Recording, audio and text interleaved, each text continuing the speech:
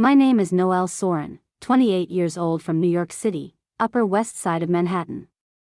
They said I was an only child, until a stranger showed up claiming to be my sister. She had my mother's eyes, my childhood lullaby, and a smile that hid something sharp. By the time I learned the truth, it was almost too late. Before we dive in, don't forget to hit that like button, subscribe, and turn on the notification bell for more twisted true-style stories of betrayal and revenge. Now buckle up, because this one will keep you guessing until the very end. Let's start the story. New York winters have a way of biting through even the thickest coats. That day, the wind whipped down the Upper West Side like it had a grudge. I remember because my fingers were numb when I pulled the mail from the rusted slot in our brownstone vestibule. Junk mail. An alumni newsletter I never opened. A credit card offer. And then, a cream envelope. No return address. Just my name, Noelle Soren, typed in block letters, slightly off-center. The kind of envelope that doesn't belong. The kind that feels like a whisper shoved into your hand. I almost tossed it aside. But something about its weight. It didn't feel like a bill. Inside was a single sheet of paper, no greeting. No signature. Just 8 words, "You're not alone." 212556039 ask for Lena. I stared at it for a long time. The kind of long that makes your coffee go cold in your hands. I don't know what I was expecting. A scam? A prank? A mistake? But my fingers didn't hesitate. I googled the number. It was a Manhattan line, nothing else. No business. No person. No clue. That night, I placed the note on my desk under a paperweight. I told myself I'd forget about it. But it kept calling to me, silently, constantly, "You're not alone." It clawed at something buried deep in me. Because the truth was, I'd always felt alone. My father, Vincent, wasn't exactly a warm man. He loved me, sure, in that overbearing, shadowy way that made you feel watched rather than protected.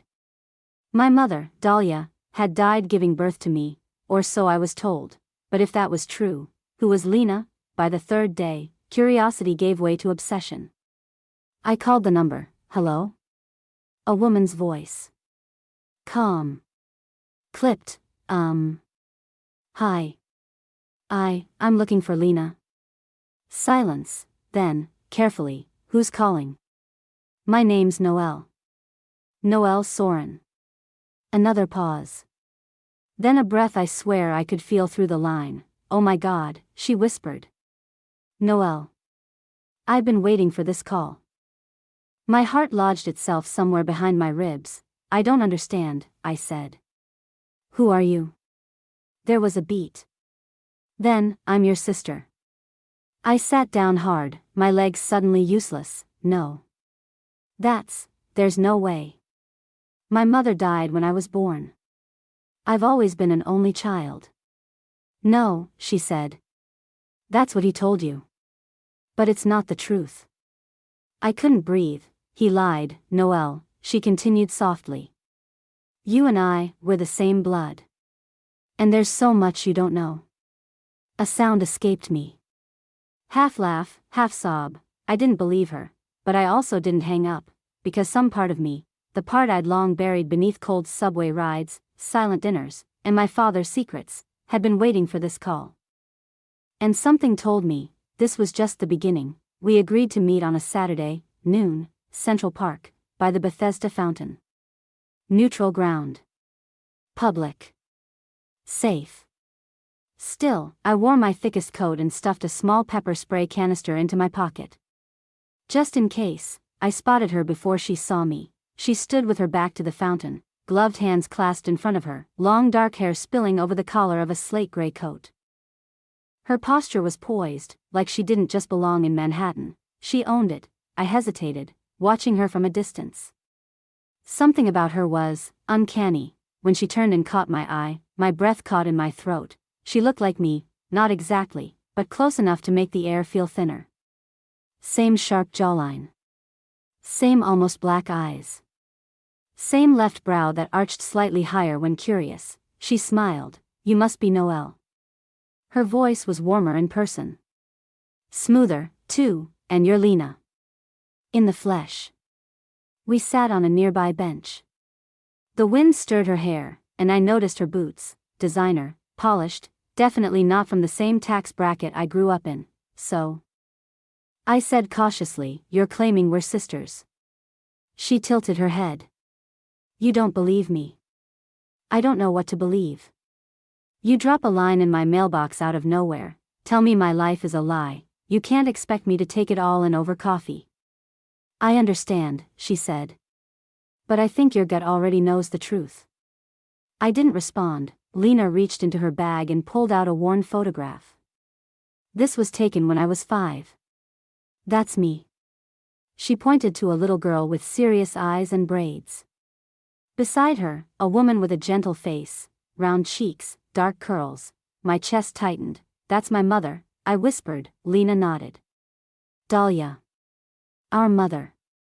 Before she disappeared. I stared at the photo. My father had no pictures of her. I used to think it was out of grief. Now I wasn't sure. She was trying to get custody of me, Lena said. Said my father was dangerous. Then one day she vanished. No one ever found her. My father said she died during my birth. Maybe she did. Or maybe she disappeared trying to protect you. My head spun. So. If what you're saying is true, what happened to her? Lena's expression darkened. I've spent years trying to find out. My father kept everything sealed, hidden. But I traced some of her records, births, hospital visits, an address in Queens. I found you last. And you're sure we're sisters? She nodded. DNA test. I already took one. All I need is your sample. I stood up, heart racing. I need time. This is a lot. Lena gave a small smile. I get it. Take all the time you need. I'm not going anywhere. But something in her eyes said otherwise. She might not have been going anywhere, but she wasn't here just to reunite. I didn't sleep that night. Lena's words echoed through my apartment like a haunting chorus. Maybe she disappeared trying to protect you. I wanted to believe she was lying. That this was all some cruel ploy by a stranger desperate for attention or money. But the photo, the one with my mother's face, I'd never seen it before. And yet I recognized her instantly. My mother wasn't some ghost. She had been real. Alive. At least for a while. By 2 a.m., I was tearing through my father's old storage boxes like a detective possessed. He had always been secretive about the past, never one to leave photo albums out or tell bedtime stories. And any time I asked about Mom, his jaw would tighten, and he'd offer the same 4 words, she died having you. But now, I wasn't sure if he even believed that, at the bottom of a dusty box, buried beneath tax returns and expired warranties. I found it, a worn manila folder, unmarked. Inside were a few black and white photos of my mother, Dahlia.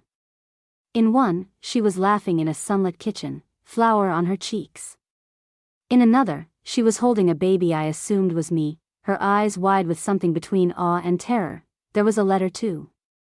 Torn, never sent. Vincent, if you love Noelle, if there's even a part of you left that can remember who we were, then please don't lie to her. She deserves the truth, even if you don't, D. My hands trembled as I read it again. I stumbled backward, gripping the desk to keep from collapsing. He lied. For years. About everything, and then something else surfaced, an old cassette tape in a cracked plastic case labeled Dahlia's voice. I didn't have a player anymore, but I remembered converting a few of Dad's old tapes to digital last year. I pulled up the files on my laptop. When I hit play, a soft, hesitant humming filled the room. It was the lullaby, the one I thought I made up as a kid, the one I used to hum when I felt anxious, even though I never remembered learning it. Now I knew where it came from, a moment later. Her voice, tender, melodic, came through the speakers. Sleep now, my love, the moon's standing guard, your dreams are safe, your heart beats hard. I slammed the laptop shut. The room was too quiet, too loud, all at once. my mother had existed beyond a tragedy. She had sung to me, fought for me, maybe even died trying to protect me, and my father, he buried her memory in silence. In lies, I sat on the floor of my apartment, folder in my lap, trying to slow my breathing, because for the first time, I wasn't mourning a loss, I was uncovering a theft, of truth, of love, of family, and I wasn't sure who I could trust anymore. The next time I saw Lena, she brought coffee and a smile. Flat white, oat milk. That's still your favorite, right? I froze. How did you know that? She laughed it off. You mentioned it the day we met. But I hadn't. I was sure of it, we were sitting in my living room this time. She sank into the couch like she'd been here 100 times before, legs crossed, eyes glancing around as if memorizing the layout. I told myself to stop being paranoid.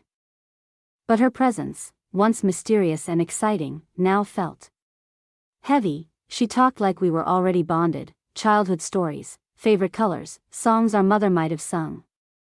I nodded along, smiled when I needed to.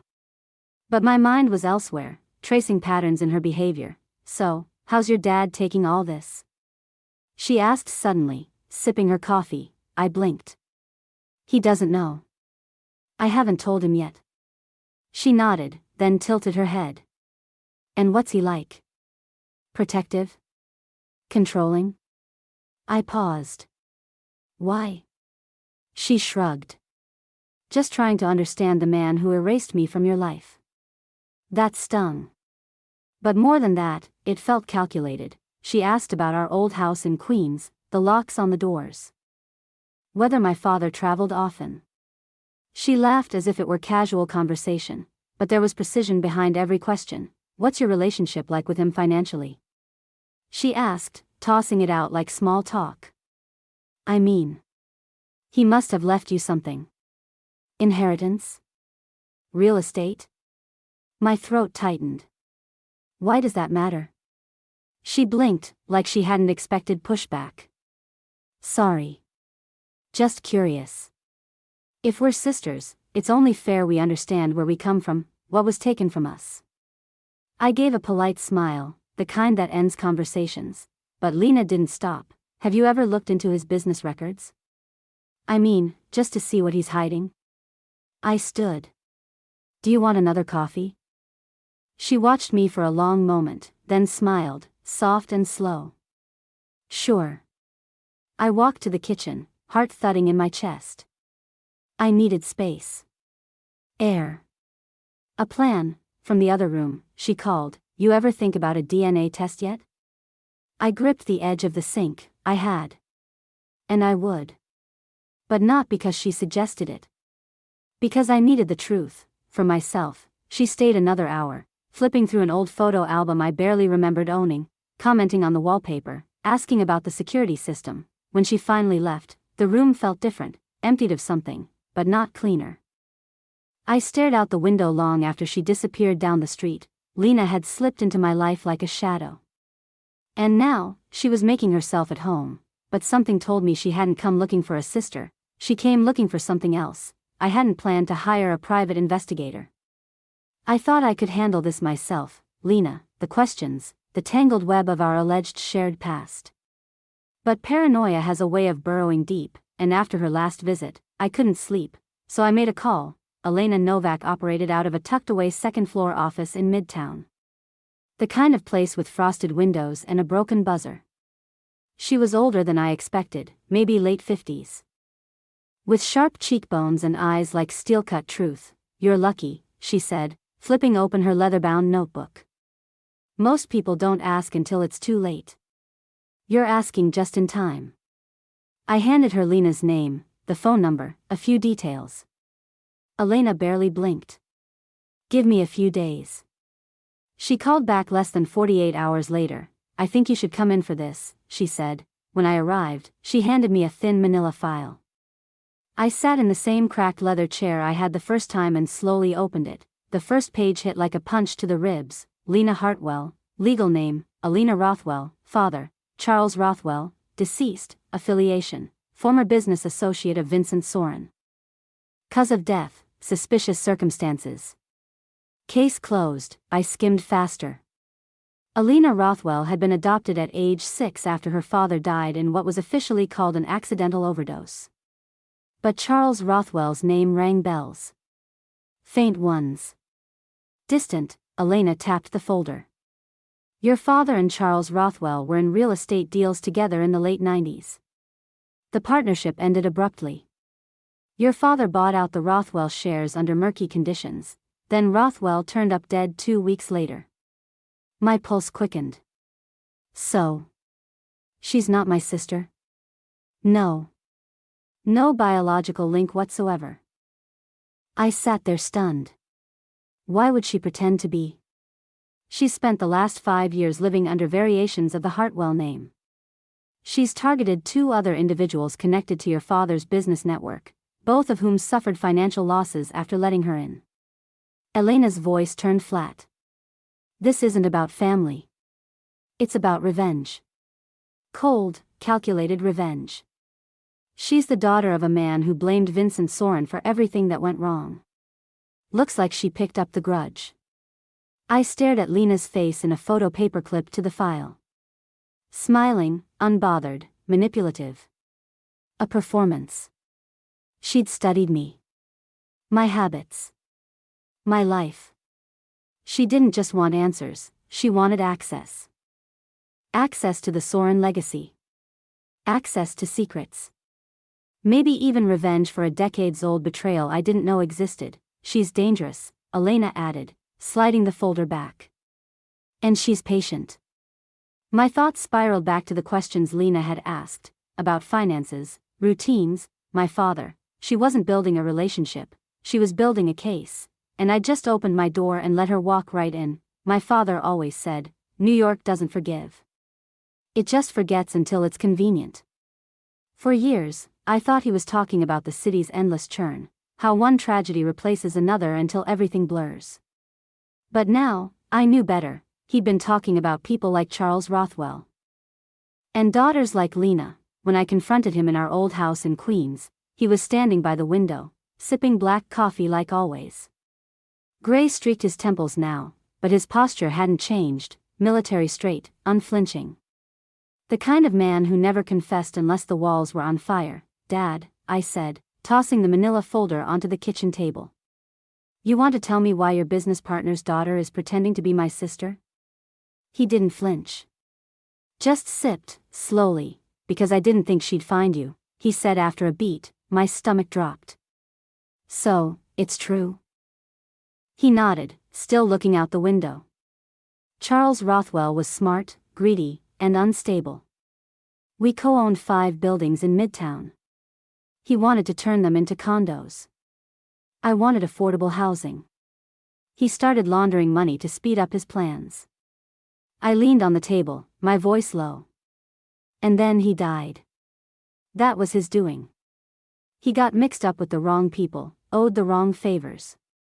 He overdosed in a suite at the plaza, needle in his arm, safe full of untraceable cash. But it didn't stop there. He turned then. His eyes were colder than the wind off the East River. His daughter was in the room when they found him. The silence that followed was heavy. She was 6. I swallowed hard. So, she blamed you. She blamed the world. Her mother abandoned her. The state took her in. By the time I realized she'd resurfaced as Lena Hartwell, she was already targeting Rothwell's old enemies. And you never told me? His jaw tightened. Would you have believed me? Or would you have followed her lies because they sounded more interesting than the boring truth? You could have protected me. I did. Until now. I shoved the folder toward him. She knows about the trust, Dad. About the money. The properties. She's asking questions about your accounts, about the house. She didn't come for closure, she came for your throat. He didn't answer. I took a step back. This isn't just some scam. She's building something. Planning something. He finally looked me in the eye, then we stop her before she finishes. That night, I stared at my ceiling, Lena's face flickering through the shadows. The way she studied me. The way she charmed her way into my life like she was entitled to it, but this wasn't hers to take. She could have asked for the truth. She could have asked for peace. But she came for war, and now, she was going to learn what it meant to cross a Soren. By the next morning, I had a plan. If Lena wanted to play family, I'd give her a sisterly smile, and a carefully scripted lie. I texted her, "Coffee soon? Been thinking a lot about what you said." She responded in seconds. "Absolutely. You won't regret it." We met at the same cafe in Soho, where the espresso costs more than a meal and secrets swirl between every corner booth. She looked relaxed. Confident. Like someone about to collect what she thought she deserved. "I've been thinking," I said, wrapping my fingers around the warm cup. "Maybe it's time I learn more about Dad's finances." Lena leaned forward, her tone laced with faux sympathy. "You should. You're his only daughter. You deserve to know everything." I nodded, feeding her what she wanted. I found some documents. Trusts. Real estate files. And a key to a storage unit. "He never told me, but I think he's hiding something." Her eyes flared just enough to confirm everything. "That could be huge," she said. "I mean, not just for you. For both of us." There it was. The slip. I kept my smile steady. "Right. Of course. If we're sisters, we share everything, right?" She squeezed my hand. "Exactly." Over the next week, I spun the web tighter. I showed her forged copies of trust documents I created with the help of Elena Novak, each one hinting that our father had stored vital estate papers and an offshore account number in a midtown storage unit. Then I gave her the bait, a key to Unit 32B. In reality, Unit 32B was a controlled setup. Elena had coordinated it with a federal contact. Cameras. Recordings. The whole thing sanctioned and legal. Lena had been running financial cons across multiple states. They'd been tracking her movements for months. My tip would finally tie it all together, but I needed her to incriminate herself first. The trap was set. Lena bit 3 days later. She messaged me at 2 a.m. "Can you send a picture of that key again? I might swing by the unit on my own, just to check something." I knew what check something meant. She was going to rob it blind. I waited outside the building when she entered that Friday morning. Dressed in all black. Gloves. A duffel bag slung over her shoulder. Professional, quiet, dangerous. 5 minutes in, the agents moved. 5 minutes later, she was in cuffs. From across the street, I watched as her face twisted. Confusion, rage, betrayal. Then her eyes found mine. "You used me," she hissed as they dragged her out. "No," I whispered under my breath, heart racing. "You used me. I just returned the favor." For the first time since this began, I felt steady. Grounded. Lena hadn't just threatened my father, she'd tried to erase my identity, my peace. But I wasn't the naive woman she thought I was. And now, the mask was off. If Lena had been smarter, she would have walked away after the storage unit. But greed has a funny way of drowning out warnings. 2 days after her arrest, she was released on bail. Too many loopholes, too many connections. But what she didn't know was that I wasn't done. Not by a long shot, because Lena had filed something before she got caught. A quiet legal petition claiming partial rights to my father's estate as a previously unacknowledged child. She backed it with forged documents, a doctored DNA report, and a family narrative that almost looked believable, if you squinted hard enough. Her hearing was scheduled for Monday. Downtown Manhattan. Civil court, and I planned to be there, with the truth. The courtroom was high-ceilinged, sterile, and humming with tension. Lena sat on the plaintiff's side, dressed in a soft gray suit, her hair tucked behind her ears, innocence painted carefully across her face. She didn't expect to see me, but when I walked in and sat behind my father's lawyer, her smile faltered. The judge, a tired woman with sharp eyes, skimmed through the initial filings. "Miss Rothwell, I understand you're asserting biological relation to Mr. Vincent Soren?" "Yes, Your Honor," Lena said smoothly. "I believe I'm entitled to partial inheritance under New York family law statutes." The judge nodded, flipping pages. You've submitted a DNA test. Where was this conducted? A private lab, Lena replied. Discreet for personal reasons. That's when our lawyer stood up. Your Honor, if I may? He handed over a folder. We've obtained a certified DNA test from a state-approved facility. This test, using a direct sample from Miss Noelle Soren, confirms that Miss Rothwell is not a biological match in any form. Lena's lips parted slightly. He continued. Furthermore, we've acquired evidence that Miss Rothwell has used multiple aliases across state lines, defrauding at least 2 other families in similar schemes. I stood up. I believed her, I said, my voice steady. I welcomed her into my home. I called her my sister. She knew things about me. She studied me. All to get close enough to rob my family. Gasps rippled through the courtroom. Lena shot to her feet. She's lying. She faked that test. The judge banged her gavel. Miss Rothwell, sit down. But she didn't. She lunged toward me, 2 steps, 3, before an officer blocked her path. You think this is over? She hissed as they pulled her back. Your father destroyed everything. I was just taking back what was mine. I didn't blink. You tried to destroy me, too. But I don't burn that easily. The judge ordered her taken into custody pending fraud charges. As they dragged her away, her eyes never left mine. The courtroom buzzed with whispers, but I felt a strange calm settle over me. This wasn't just justice, it was reclamation, not just of my father's name, but of my own. 3 weeks after Lena's arrest, the silence in my apartment felt different, not empty, cleansed. I no longer triple-checked the locks at night or flinched when my phone buzzed. The weight I didn't realize I'd been carrying, grief, confusion, betrayal, had finally cracked, and something new had taken root in its place, clarity. Her trial was set for early spring. Fraud, impersonation, attempted estate theft, 3 felonies, maybe more. The state was still digging through the trail she left across multiple cities. I didn't need to be there when the verdict came in. I'd already gotten my closure. The media had caught wind of the story. Imposter daughter exposed in Manhattan courtroom. My father stayed out of the press, as usual. But behind closed doors, something had changed in him too.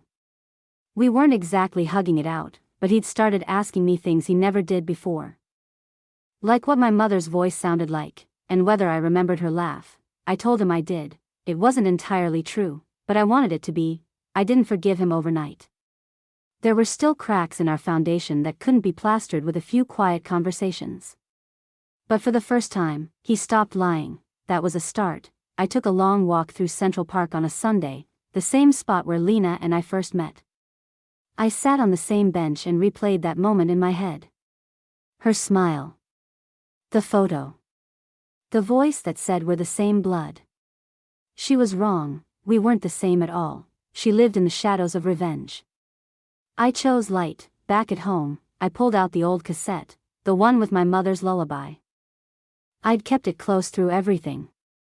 I played it once more and recorded the audio onto my phone, preserving it. Then, I wrote something I never thought I'd write, a letter to myself. To Noelle, you are not broken, you are not the product of someone else's lies. You are the daughter of a woman who loved deeply, and a man who finally learned to face himself. You are not defined by betrayal, you are forged by truth, and you own no one your silence, not anymore. I signed it with the name I never got to hear aloud until Lena weaponized it. Noelle Dahlia Soren, no sister. No lies, just me, the real me, and for the first time in a long time, that felt like enough. Thanks for listening to this story. If you were hooked by the twists, betrayal, and ultimate revenge, don't forget to like, subscribe, and hit that notification bell so you never miss another jaw-dropping tale. Have you ever uncovered a shocking family secret? Share your thoughts in the comments. We'd love to hear your story. Until next time. Trust carefully.